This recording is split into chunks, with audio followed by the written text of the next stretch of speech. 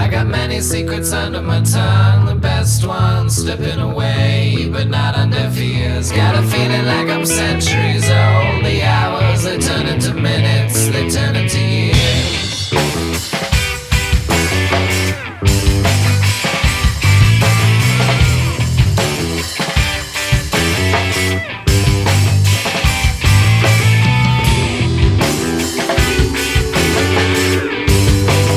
Hello everybody and welcome to the Savvy Salon Professional, powered by SalonHelpWanted.com. My name is Micah and I give business building advice to salon owners and hairstylists, along with tips and tricks on how to save time and make more money doing what you guys love to do. If you want to download any of our podcasts, including this one, you can find them on SalonHelpWanted.com. Go to the menu and click podcasts. On Google Play Music, on iTunes, and on Stitcher. And be sure to check out our little mini casts that we only put on our podcasting stations. So go ahead and make sure you subscribe to one of those. But anyway, let's jump into today's show. I love it when salon professionals take that leap of faith and decide that they want to become salon owners. And as a salon owner of multiple salons, I know that it can be very, very rewarding, and you can become extremely successful doing that. But if you don't start off on that right foot and you don't have your foundation right, it might be a scary ride. And that's actually what we're going to be talking about on today's podcast, is opening your own salon and what you need to know. So did you know that 2 out of every 10 new salons opened will make it through their first year? Only 2 salons out of 10 will make it past their first year in business. That means 80% of the people who want to open their own salon fail. That's a really high number. And I'm not saying this to scare you. I want you to know the reality behind opening your own salon. And I think some of this reality is because when you guys go to beauty school, like I did, I was taught hair, I was taught nails, I was taught facials. I wasn't taught business. I had to learn that on my own. And it took me almost 15 years to finally get successful, because I didn't know the business end of the business.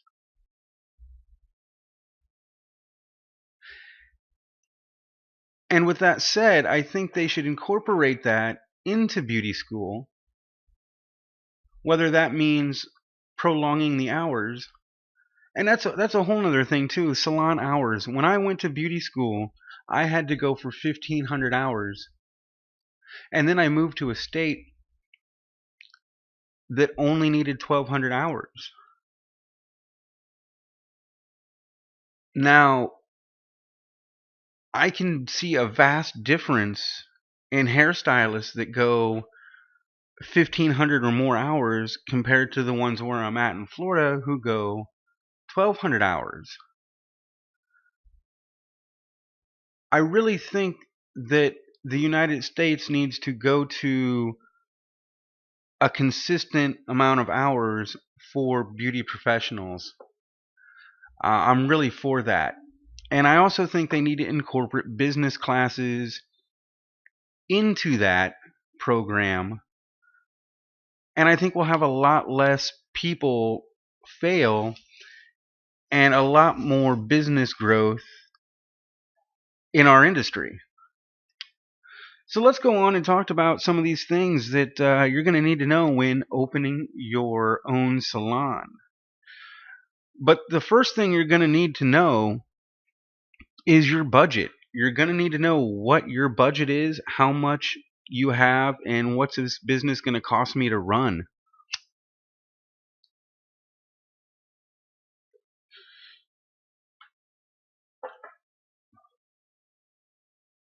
So you're going to need to figure out your operating expenses, how much your base rent is, how much your utilities are, your supplies, how you're going to pay your employees if you're going to have employees. Um, you're going to need to figure out what kind of lease you're going to have, your insurance, cost of signage.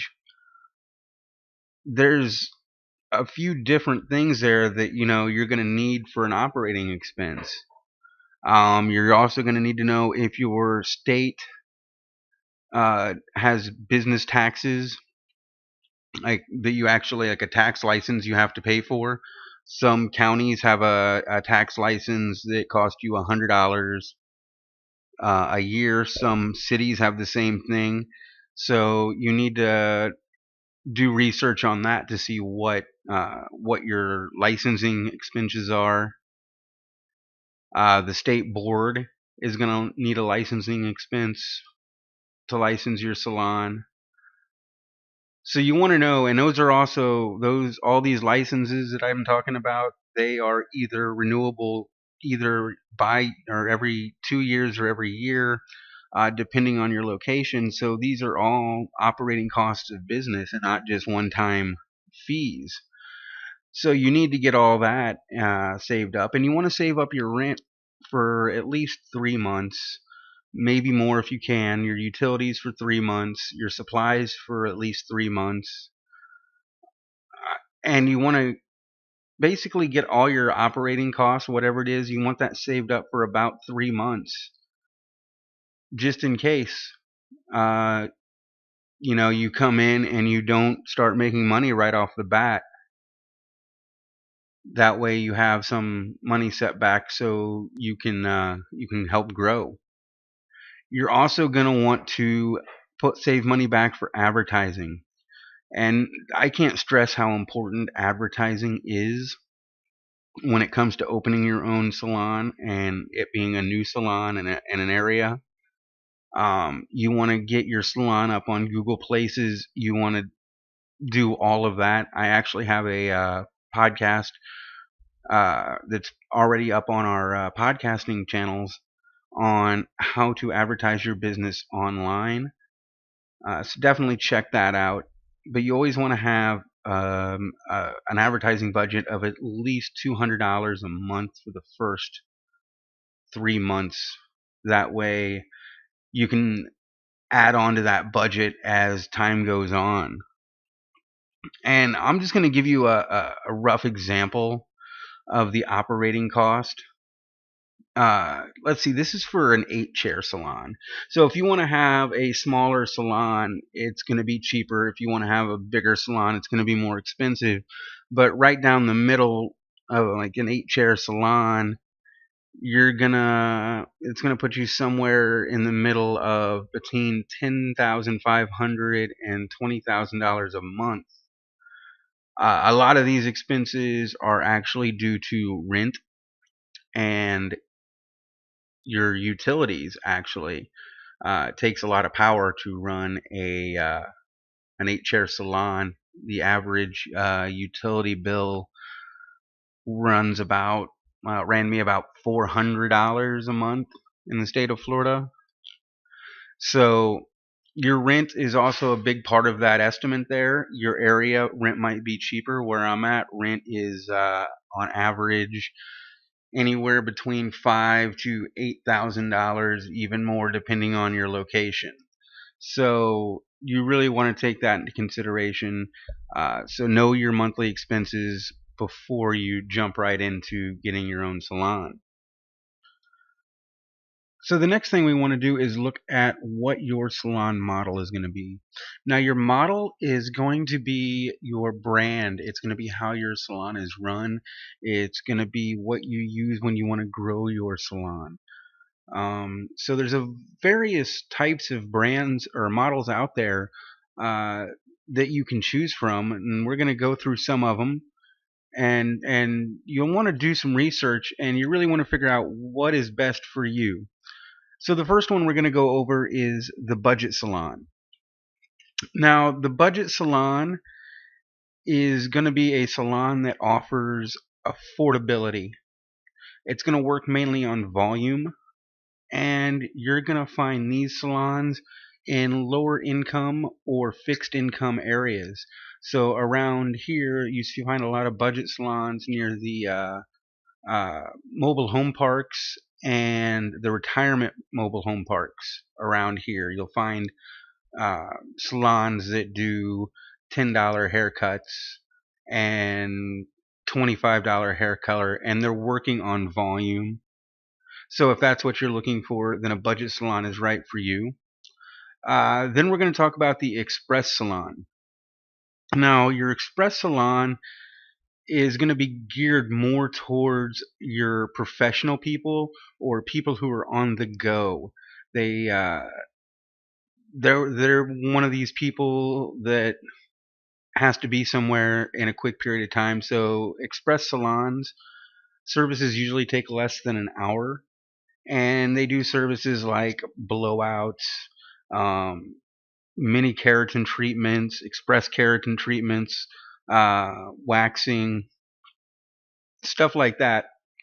And you're going to find these in places such as like downtown areas, a lot of business areas, and then touristy areas. You'll find express salons for when you just got off the beach down here, or when you just got done doing whatever and you need to sprucing up for the night. You'll find a lot of blowout salons in those touristy areas too. Now you're going to get price range around mid to high level pricing depending on the area that you're in. And then you have your full service salon model. And now your first service salon model, it offers your complete list of services, and it could possibly have nails, massage, and skincare depending on if they want it a full service hair salon or a full service spa salon. If it's a full service hair salon, you'll be able to get any hair service that you want done there. Typically, these are in your shopping mall areas like your Publix, anchored buildings. There are a lot of anchored plazas, and you're going to find these mid-level to high-end level models depending on the location and what services they offer. Then you have your specialty salons, which is one of my favorite actually. And specialty salons focus on one particular service, and you're going to find these in areas where there's a high demand for that. So if you're in an area that has a high demand for a blowout bar, that's where you're going to find those, or same with color, stuff like that. So you want to make sure whatever service you're going to do is in um, a high area for that service to be a high desirable area for that service to be in. So I really like the specialty salons because you become an expert in that field. So you gain that reputation of being an expert, which affords you a higher dollar over a period of time. So then you have your salon suites, which is great for anybody who wants to have their own business but doesn't want to have to deal with people either employing them or working for them. And this is usually, you'll find these in big anchored malls. Anywhere with a giant anchor, you'll find the salon suites. And the good thing about the salon suites are if you want to have interaction with other people, there's other stylists that you can talk to in those suites. But if you want privacy, you just close your door, close your blinds, and that's a really good way to go for some people. And then you have your franchise salons, and this is where you go out and you buy a franchise license to be or to have that salon's name, like Great Clips. This one and Salon Suites, we're actually going to do another podcast talking more about those. So we're going to focus mainly on the budget salon, the express salon, the full service salon, and the specialty salons. And as we move forward in talking about business. So for me, when I decided to do my model, we went with kind of a conglomeration, if you will, of a full service salon and a specialty salon. But what we did was we have a full service salon, but we have stylists who only specialize in certain aspects of those services. So not only do we appear to be experts in that field, we're experts in multiple fields as well.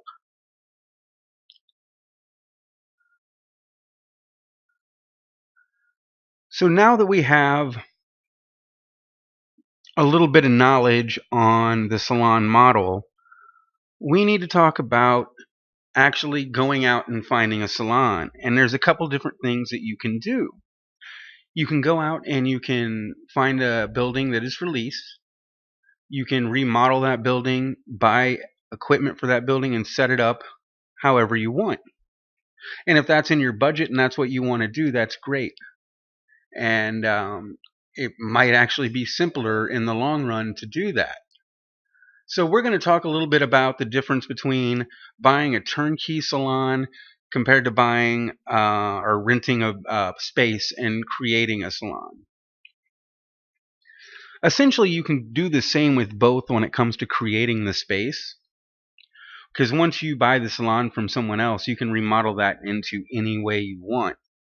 So with that in mind, the only thing that you're going to have to really worry about when it comes to renting a space and building it out is your preferred layout, your building cost, your equipment cost, and everything. Because not only do you have to buy mirrors and chairs and stands and desks and washers, dryers, or refrigerator if you have a break room, stuff like that. So you just really need to know everything that you need to buy to have that salon running the way you want.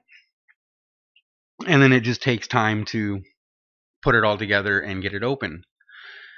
But you're going to run into a lot of different problems when it comes to buying a turnkey salon. And this is something that I did when I bought one of my salons. Was I bought a turnkey salon. Now that what that means is your salon is actually that you're going to buy is actually already open for business, and there's people coming in it. Usually, the owners of these businesses are either retiring because they've been doing it for so many years and they're just ready to move on and live life happy with their grandkids. But then there's owners that come in, and it's that 80% we were talking about that come in and they want to start a business and they fail. And so when you buy a turnkey salon, you have to actually look at a lot of different aspects, because you might very well be able to pick up a salon for $5,000 from the owner. But you have to look at why the salon is for sale. Like, what was he doing that didn't work? What was their what was their salon model? Did they have a salon model? The location, employees, and stuff like that. So one of the things I always do is when I look at buying salons from owners is I will look and see what their salon business model is right now. Is it something similar to mine or something that I can tweak into my business model? If it's not, I wouldn't suggest purchasing that salon, only because a lot of your employees are not going to want change. And you're going to find that you're going to end up either losing or having to fire a lot of your staff because of that. So then you'll just have to start from scratch, which honestly, it could be a good thing or a bad thing depending on what you have in mind and how fast you want to get things up and running. If you want to try to get things up and running as quick as possible, I would definitely try to find something that's going to be similar to your business model as it stands. If you don't mind waiting a couple months and maybe losing all your stylists, I would, say go ahead. It depends on the location, which is the next thing that I do. I assess the location. I want to know what percent of my demographic, my key clients, live in that area. I will never put a salon anywhere where my key demographics do not fit, because that's going to be my bread and butter. That's what's helped me grow as a salon owner and as a stylist, is knowing what clientele fits my model and knowing where to put those salons when I build more. So I'm not going to put a high end or even mid range salon in fixed income areas. I'm going to put them more around subdivisions and or high rise areas, like dense population, middle class high rise areas, before I will go and do it at a fixed income, elderly 55 and over um, RV park. And that's just because I won't get the business. The business won't be there. So that's another thing I look at, is the location. I also look at the overall price. So if it's one of those things where you think and they say, well, if I don't sell this by this, I'm going to be out of business, keep that in mind, because if it's a location you want, it might be cheaper for you to wait for them to go out of business, contact that landlord, and just assume occupancy of the salon. And then you don't have to worry about necessarily buying anything or any equipment, because at that point, if that owner leaves all the equipment there, they're forfeiting it to the owner of the plaza, or the owner of the building. So, but if they do take it, all you'll have to do is set up a salon. So really, if you find a location that is just perfect and you don't want to pay their price that they're asking, or you don't think, something along those lines, you can always wait for them to close down. So those are just a few things that I look for whenever I am trying to buy a salon from another person, because I want my salon to be successful from the get-go. And like I said, sometimes you're going to have to fire some people, sometimes you're going to have to, or sometimes people are going to leave.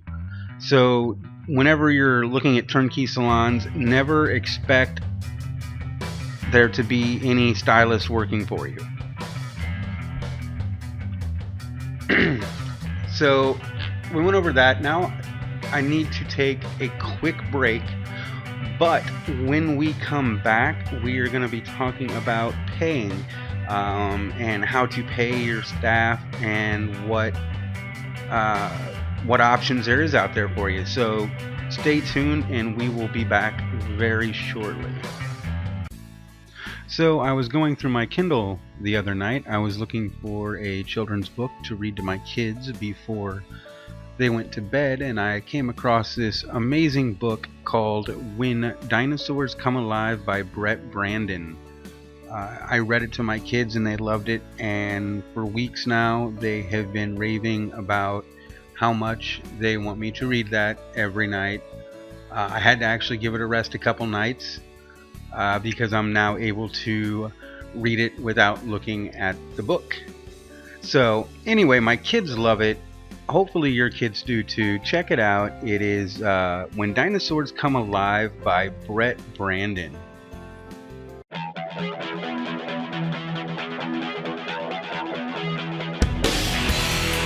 Welcome back to the Savvy Salon Professional. My name is Micah, and today we're talking about what you need to know when it comes to opening a salon.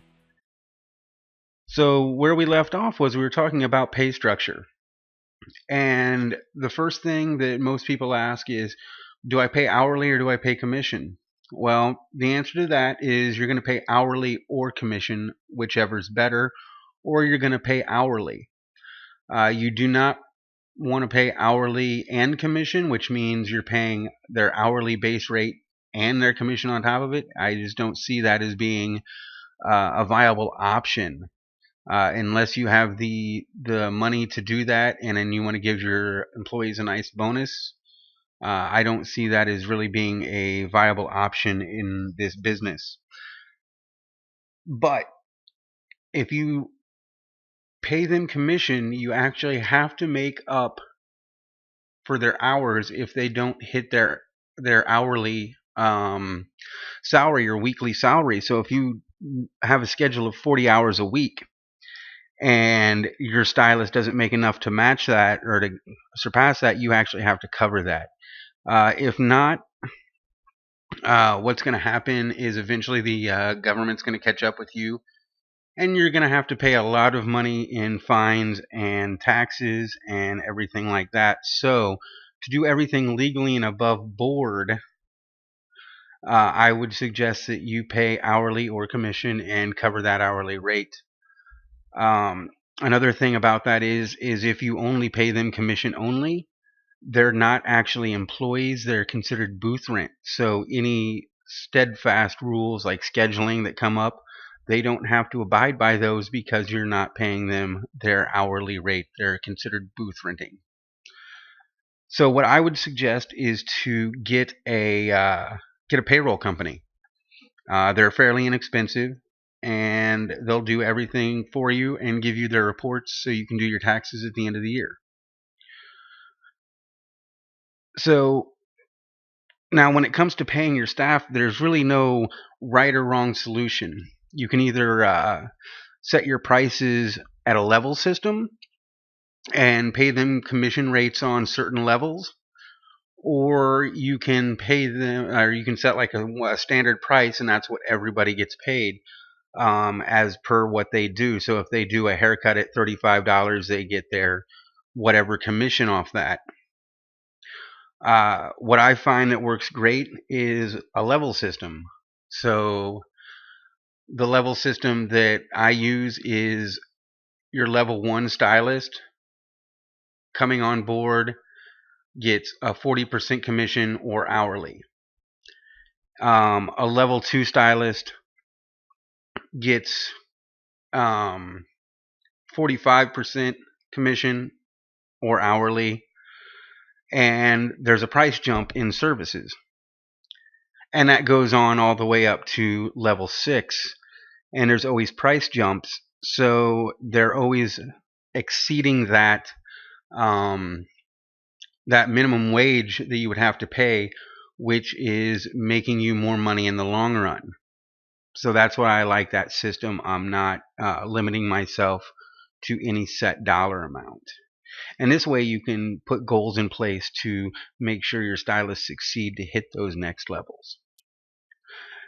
Because one of the biggest reasons why stylists will actually quit their jobs is because they feel that they're not getting paid what they deserve, or they have learned everything they need to learn. So if you keep teaching them and keep giving them ways to excel and earn more money, they will stay with you forever. And that's just what I found out with using a level-based system compared to just a single price system. So once you figure out what kind of commission system you want to go to, you're going to want to go into the handbook side of it. You want to go into the rules. So stylists, no matter how independent they want to be and how independent they are, they all need and want rules and structure. So many people don't understand this, that even though stylists are creative, they need that structure to hone their creativity. So you need to put rules and boundaries in place. I mean, I wouldn't make them harsh rules, but you need to have some pretty steadfast rules, especially when it comes to being on time, time management, stuff like that. Now, you're also going to want to build your culture. And to do this, you want to really define who you are, what your model is, and how you're going to achieve that. And you want to relay that to your staff. So one of the things you're going to need to do is you're going to need to get a handbook, an employee handbook that tells them all the guides, the rules, how your culture is.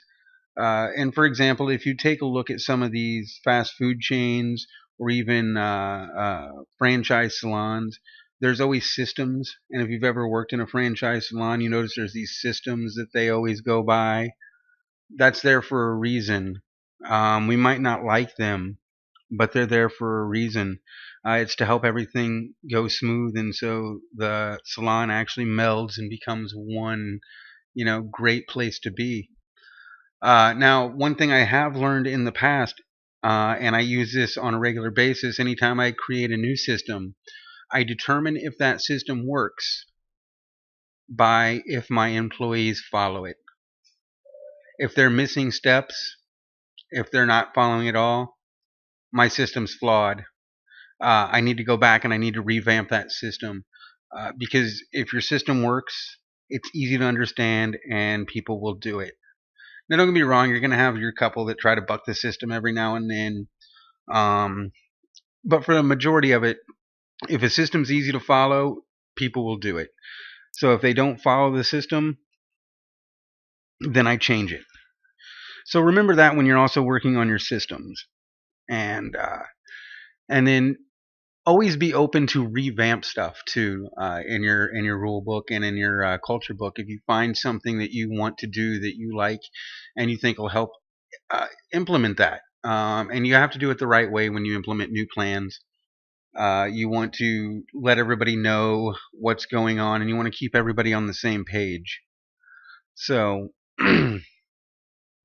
but now that you have that idea and what to look for, oh yeah, in the handbooks, you can always go through your payroll company. They have handbooks that they make, so you can kind of go in there and read theirs and then kind of make your own from there.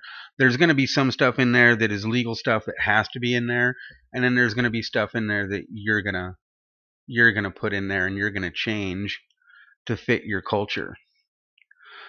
But now that you have all that figured out and you've done your research on that, you want to now finally decide where you want to put your salon. So and like I said, you want location, location, location. You want to put your salon in a location that you are going to make money at. For instance, I have a friend who opened us a budget salon, and she modeled it off after Fantastic Sam's, which has a good model. They've been around for a while. And this is really before I understood the business aspect. She got it a little bit before me. But she does. She has a low priced budget salon, and in an area that your average income for that area is like $20,000 a year. So she's making a lot of money, but it's on volume. So you always want your location to be what your business model is projecting.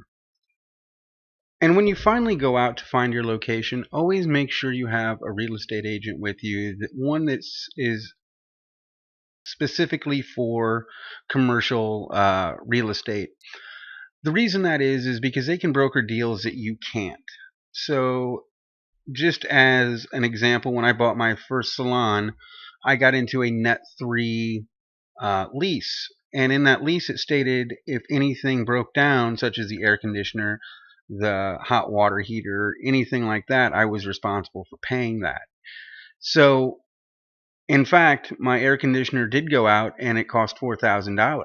So now that's that $4,000 expense coming out that I'll never get back because it's not my property. Whereas a real estate agent will be able to make a more favorable lease agreement for you where you might not have to pay that. So always check with that. Always make sure you understand your leases before you sign them. So if you have any questions or anything like that, or just want some more advice, feel free to shoot me an email at Micah, M-I-C-A-H-B.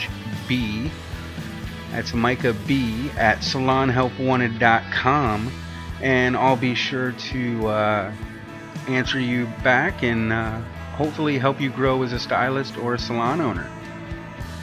So that's all I have for now, and I hope you guys have a great week.